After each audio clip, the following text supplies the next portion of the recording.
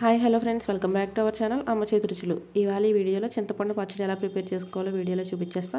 Video అయితే skip చేయకుండా పూర్తిగా చూసేయండి. ముందుగా కొంచెం చింతపండు తీసుకుని దాంట్లో హాట్ వాటర్ వేసుకొని నానబెట్టుకోవాలి. హాట్ వాటర్ వేయడం వల్ల చింతపండు త్వరగా నానిపోయిద్ది.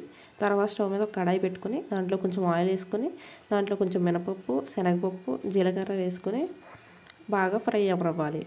ఇవి కొంచెం ఫ్రై అయిన తర్వాత దాంట్లో ఎండుమిర్చి యాడ్ చేసుకోవాలి. మీ టేస్ట్కి తగినట్టు ఎండుమిర్చి లేదా పచ్చిమిర్చి యాడ్ చేసుకోవచ్చు. ఇవి కూడా కొంచెం ఫ్రై అయిన తర్వాత మిక్సర్ జార్లోకి సపరేట్ చేసుకోవాలి.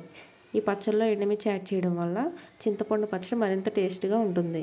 దాంట్లో టేస్ట్కి తగినట్టు కొంచెం ఉప్పు యాడ్ చేసుకోవాలి. తర్వాత నానబెట్టి పక్కన పెట్టుకుని చింతపండు గుజ్జుని దీంట్లో వేసుకుని ఈ వాటర్ అనేది పారేయకుండా మిక్సీ పట్టేటప్పుడు కొంచెం కొంచెం వాటర్ యాడ్ చేసుకోవాలి. తర్వాత అదే పాన్లో కొంచెం ఆయిల్ వేసుకొని పోపు దినుసులు యాడ్ చేసుకోవాలి. ఇవి లో ఫ్లేమ్లో నిదానంగా ఫ్రై అయిన తర్వాత ఈ పోపు దినుసులు కూడా పచ్చడిలో యాడ్ చేసుకోవాలి. ఒకసారి పచ్చడి అంతా బాగా మిక్స్ చేయాలి. అంతే, ఎంతో టేస్టీ అయిన చింతపండు పచ్చడి ready.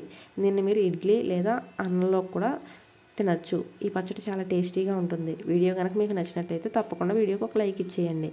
Thanks for watching my video. Subscribe for more videos. Bye friends.